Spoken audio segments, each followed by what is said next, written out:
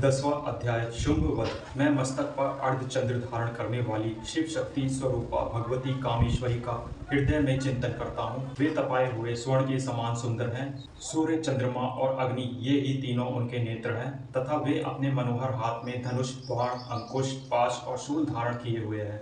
ऋषि कहते हैं, राजन, अपने प्राणों के समान प्यारे भाई निशुंभ को मारा गया देख और सारी सेना का संहार होता जान शुंभ ने कुपित होकर कहा, दुष्ट दुर्गे, बल के अभिमान में आकर झूठ मूठ का घमंड ना दिखा। तू बड़ी मानिनी बनी हुई है, किंतु दूसरी स्त्रियों के बल का सहारा लेकर लड़ती है। देवी बोली, ओ दुष्ट, मैं अकेली ही हूँ। इस संसार में मेरे सिवा दूसरी कौन है? देख, ये मेरी ही विभूतियां हैं, अतः मुझ में ही प्रवेश कर रही हैं। तदनंतर ब्रह्माणी आदि समस्त देवियां अंबिका देवी के शरीर में लीन हो गई। उस समय केवल अंबिका देवी ही रह गई।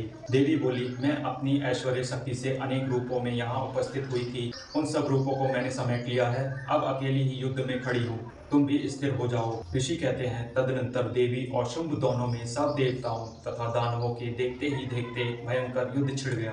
बाणों की वर्षा तथा तीखे शस्त्रों एवं दारुण अस्त्रों के प्रहार के कारण उन दोनों का युद्ध सब लोगों के लिए बड़ा भयानक प्रतीत हुआ।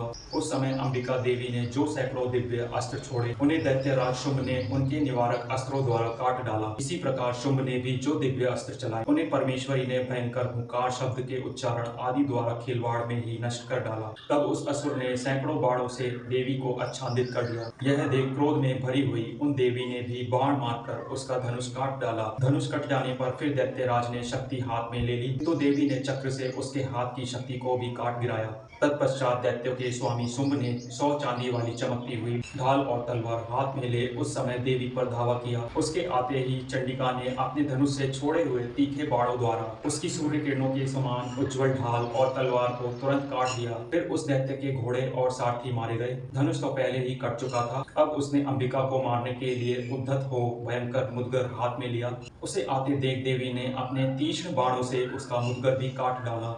इस पर भी वह असुर मुक्का तान कर बड़े वेग से देवी की ओर झपटा।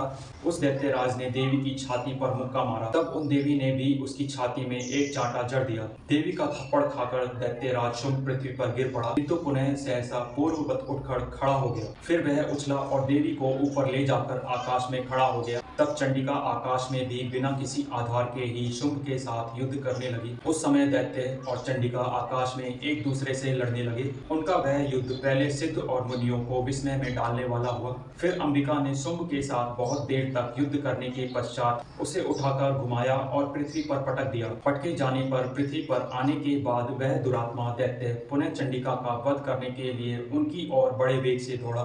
तब समस्त दैत्य के राजा शुंभ को अपनी ओर आते देख देवी ने शूल से उसकी छाती छेद कर उसे पृथ्वी पर गिरा दिया। देवी के शूल की धार से घायल होने पर उसके प्राण पखेरु उड़ गए और वह समुद्रों, द्वीपों तथा पर्वतों सहित समूची पृथ्वी पर कपाता हुआ भूमि पर गिर पड़ा। तदनंतर उस दुरात्मा के मारे जाने पर संपूर्ण जगत प्रसन्न एवं पूर्ण स्वास्थ्य हो गया तथा आकाश स्वच्छ दिखाई देने लगा। पहले जो उत्पात सूचक मेघ और उल्कापात होते थे, वे सब शांत हो गए तथा उस दैत्य के मारे जाने पर नदियां भी ठीक मार्ग से बहने लगी। उस समय शुंभ की मृत्यु के बाद संपूर्ण देवताओं का हृदय हर्ष से भर गया और गंधर्वगण मधुर गीत गाने लगे। दूसरे गंधर्व बाजे बजाने लगे और अप्सराएं नाचने लगी। पवित्र वायु बहने लगी। सूर्य की प्रभा उत्तम हो गई।